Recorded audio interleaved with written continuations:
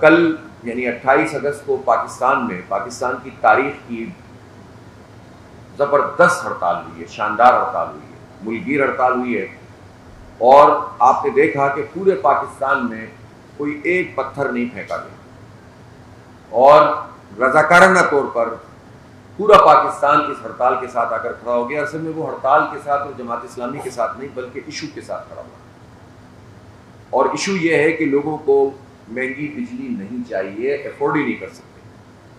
Issue یہ ہے کہ تاجروں کے اوپر زبردستی کا جو ٹیکس کا سسٹم لاد دیا گیا وہ نہیں ہونا چاہیے۔ ایشو یہ ہے کہ یہ آئی پی پیز کا بوجھ پاکستانی قوم برداشت اب مزید نہیں کر سکتی۔ ایشو یہ ہے کہ حکمران طبقے کو اپنی عیاشیاں ختم کرنی ہوں گی، اپنی مراعات کم کرنی ہوں گی، اپنے فری پیٹرول ختم کرنے ہوں گے، اپنی گاڑیاں چھوٹی کرنی ہوں گی۔ ایشو یہ ہے کہ بڑے بڑے جاگیرداروں پہ ٹیکس لگانا پڑے گا، اور ایشو یہ ہے کہ جو تنخواہ دار لوگ ہیں جنہوں نے پہلے ہی بہت بڑا کنٹریبیوشن کیا ہوا ہے، ان کے سلیب کو ختم کرنا ہوگا، کہ جس کے نتیجے میں مزید ان کے اوپر بوجھ پڑ گیا۔ یہ وہ بنیادی ایشوز ہیں اس وقت جس کی بنیاد پر جماعت اسلامی حق تو عوام کو تحریک چلا رہی ہے، اور اس پر زبردست رسپانس ہے لوگوں کا۔ لوگ اس تحریک کے ساتھ جڑتے چلے جا رہے ہیں، اور کل کی ہڑتال نے یہ ثابت کیا ہے کہ لوگوں کی اس میں پوری طرح سے انوالومنٹ ہے، اور میں خاص طور پر تمام تاجر تنظیموں کا شکریہ ادا کرتا ہوں۔ ہمیں معلوم ہے تاجر تنظیموں کے لیے بھی آسان نہیں ہوتا چیزوں کو ہینڈل کرنا۔ ہر شہر، ہر علاقے، ہر تحصیل اور ہر قصبے، ہر ایک کی اپنی ایک پالیٹکس ہوتی ہے، پھر حکومتوں کا دباؤ ہوتا ہے۔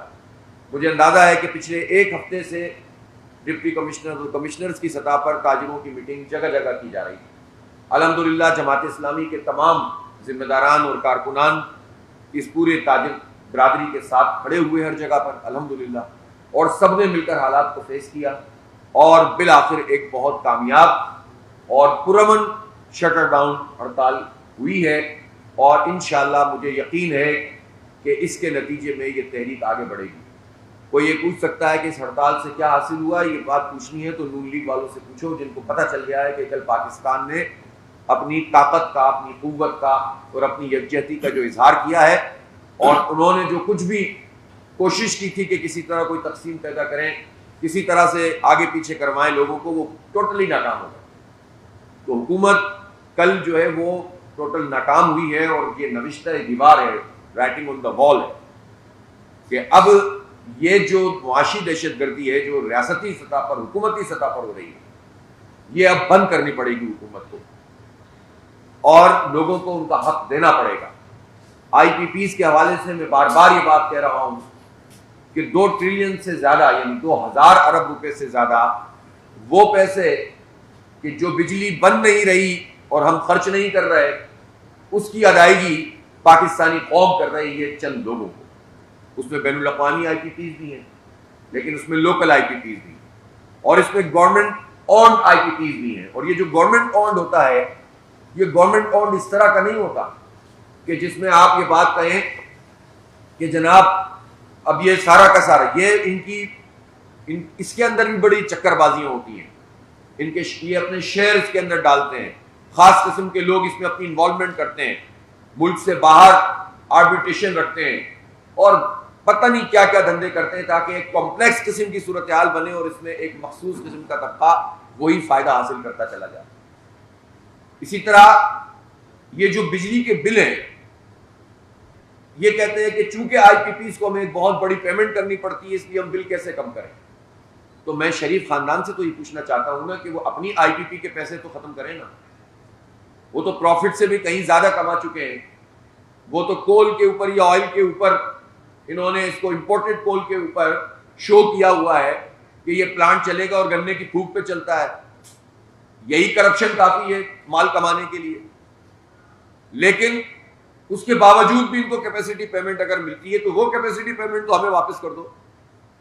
اور پھر ان کے جو پسندیدہ ترین لوگ ہیں، چند گروپ ہیں جن کے پاس سینکڑوں ارب روپے کی کیپیسٹی پیمنٹ جا رہی ہے، وہ پیسے ہم اگر وہ خزانے سے نہ جائیں تو بجلی کا بل پورے پاکستان میں 25 روپے کم از کم ہو سکتا ہے۔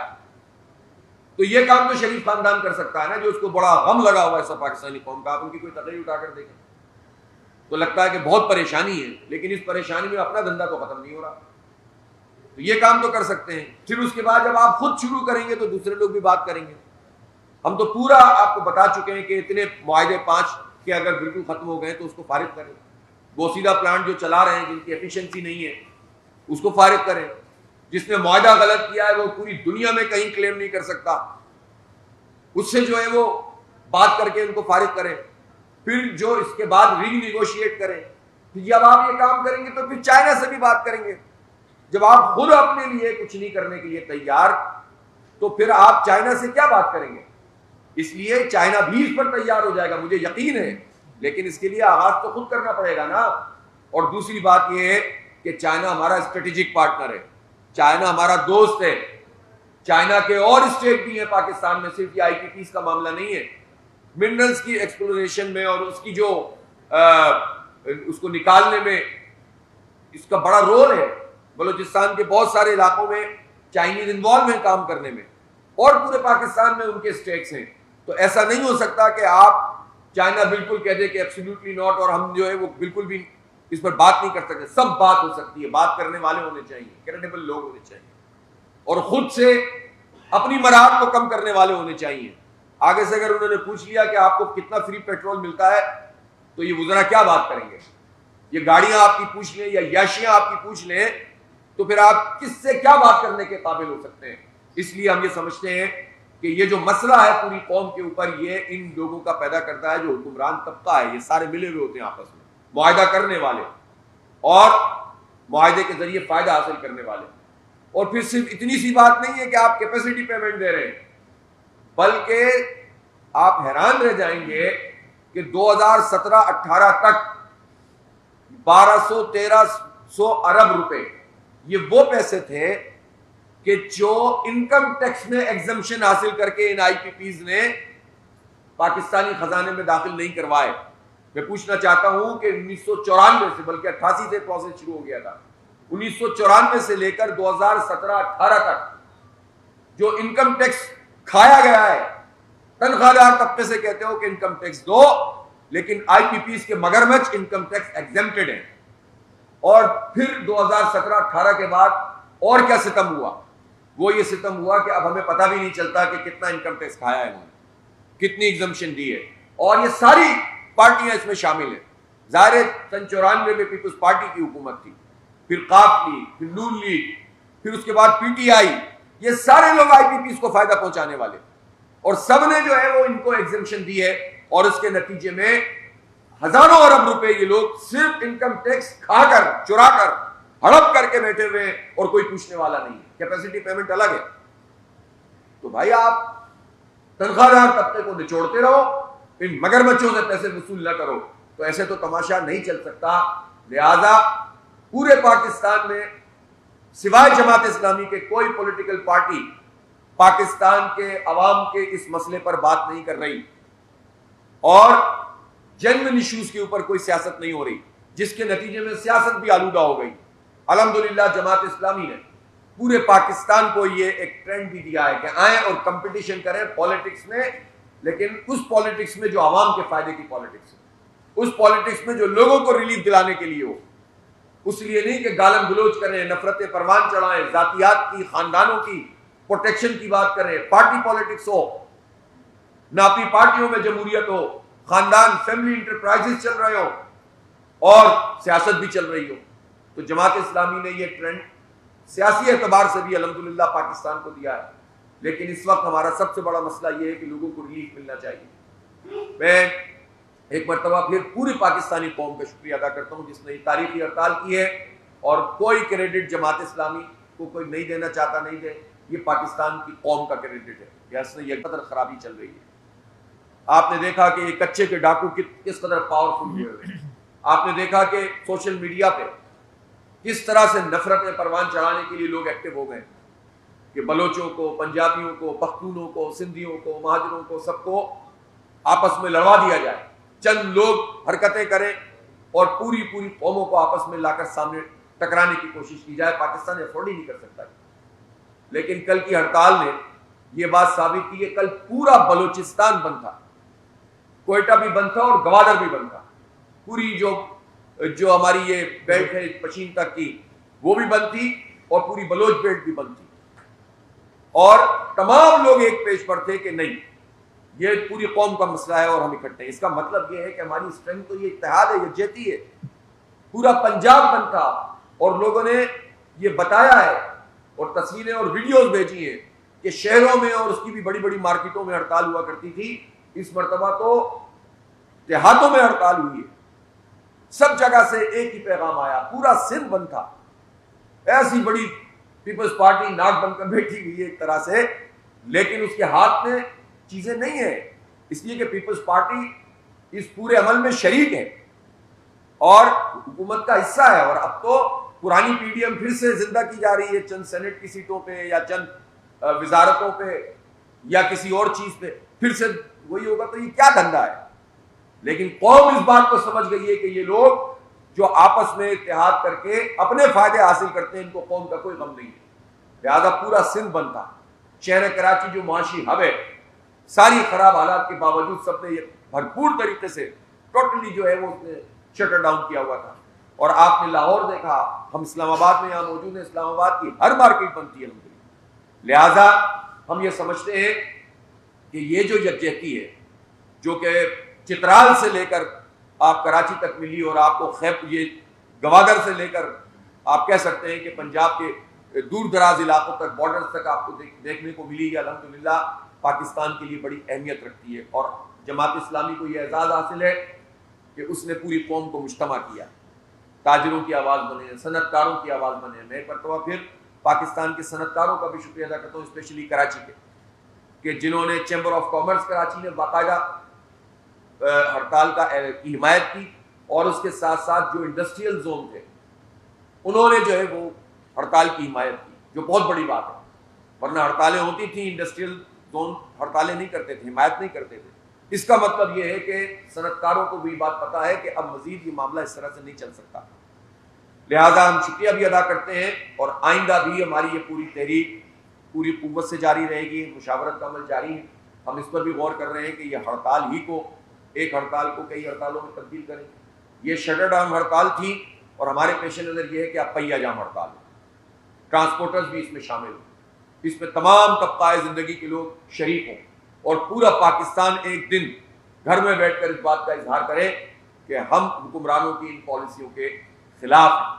تو ہم اس پر مشاورت کر رہے ہیں، اور ہم چاہتے یہی ہیں کہ تمام واک آف لائف کے لوگوں سے مشاورت کر کے ہی فیصلہ کریں، جیسا کہ ہم نے پچھلی ہڑتال بھی کی ہے۔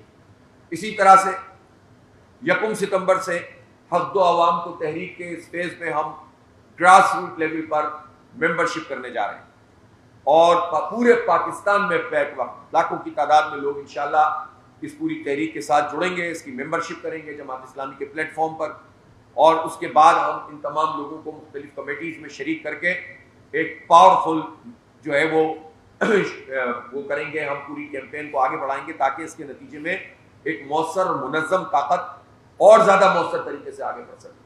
اسپیشلی یوتھ کو ہم اپنے ساتھ ملائیں گے، اور یوتھ ممبرشپ جو ہے بڑے لیول کے اوپر آئندہ دنوں میں ہم کرنے جا رہے ہیں۔ میں اس موقع پر اسلام آباد میں جو بلدیاتی انتخاب کو ملتوی کرنے کی سازش کی گئی ہے ایک مرتبہ پھر، اس کی مذمت کرتا ہوں، اور حکومت نے یہ طریقہ اور وتیرہ بنایا ہوا ہے کہ جب الیکشن ہونے لگتے ہیں تو یہ ایکٹ میں ایک ترمیم کر دیتے ہیں اور پھر اس الیکشن کو ڈیلے کر دیتے ہیں۔ 2015 میں آخری بلدیاتی الیکشن ہوا تھا، سی ڈی اے کے جو حالات ہیں وہ سب کو پتہ ہیں۔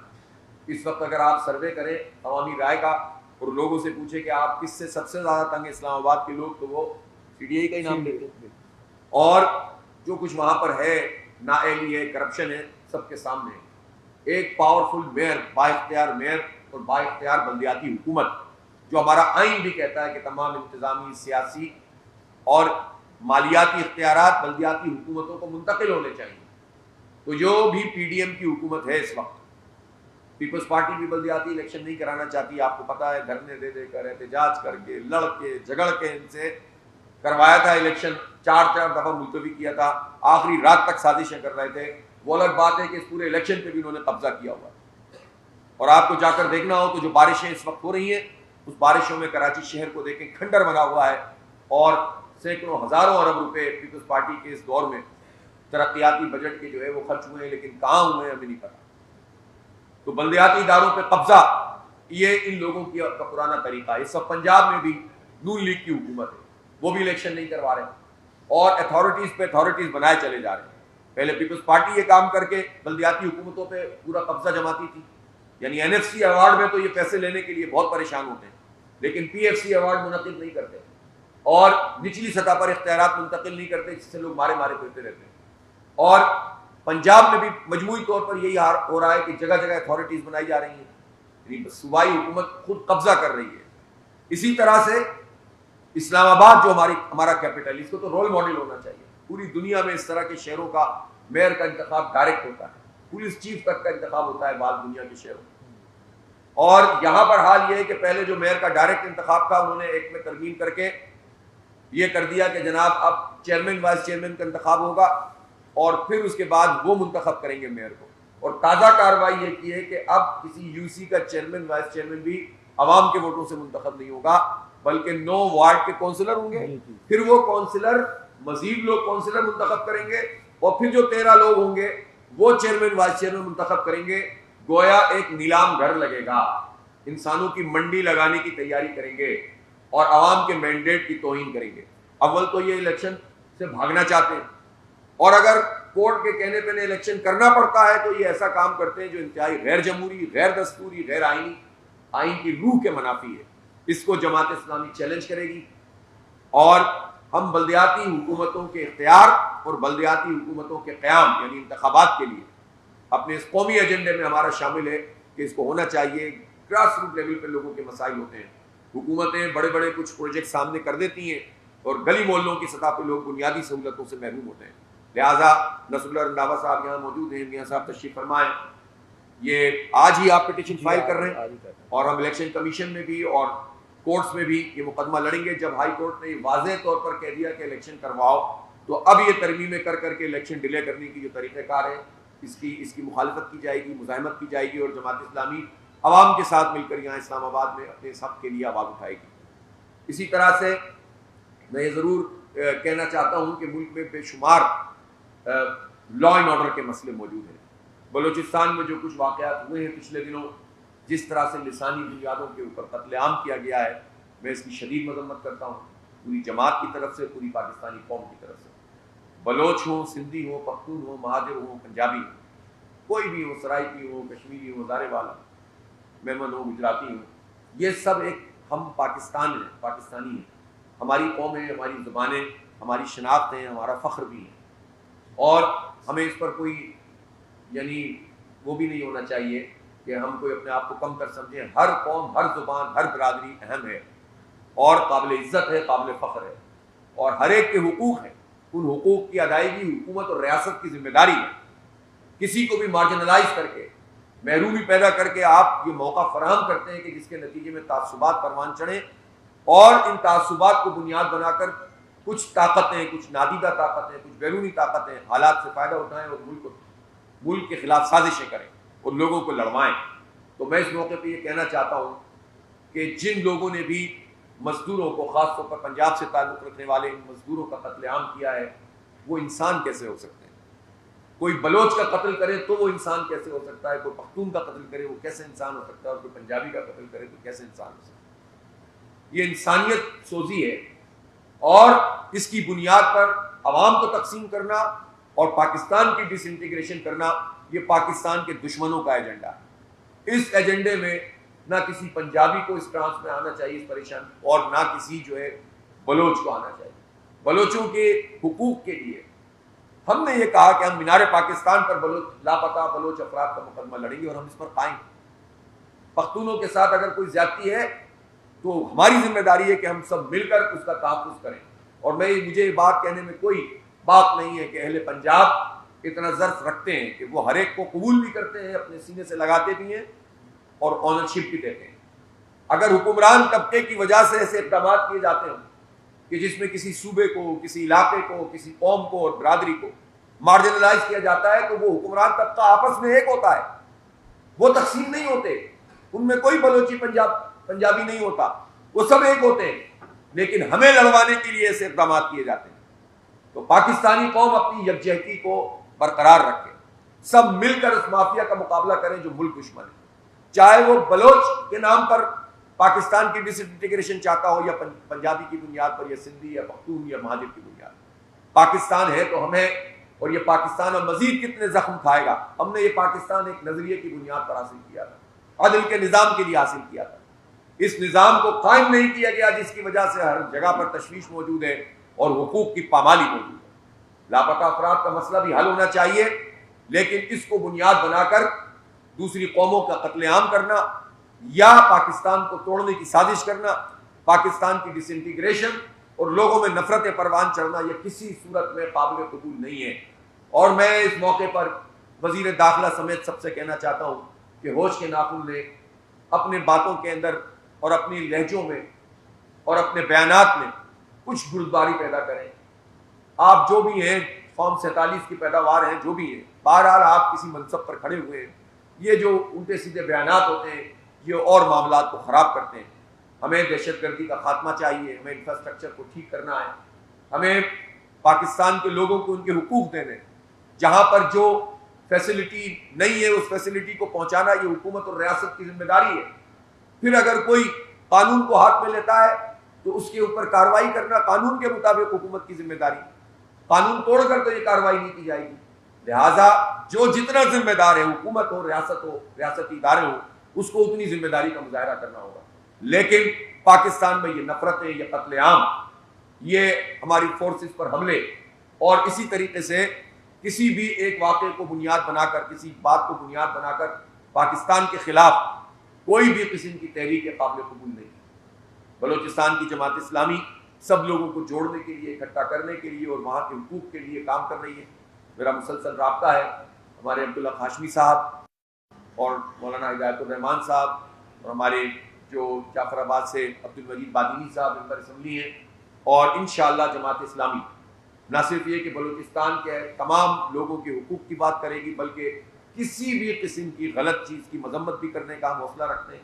ہم اس بنیاد پر بات نہیں کریں گے کہ یہ بلوچ ہے اور یہ پنجابی، ہم اس پہ بات کریں گے کہ ہم سب پاکستانی ہیں، مسلمان ہیں بحیثیت مجموعی، اور انسان ہیں۔ تو انسان کے حقوق کی پامالی کسی کے ساتھ بھی ہو، چاہے کوئی بھی کرے، اس پر آواز اٹھانی چاہیے، اور یہی پوری پاکستانی قوم کو اسی طرح سے بہیو کرنا چاہیے۔ بہت بہت شکریہ۔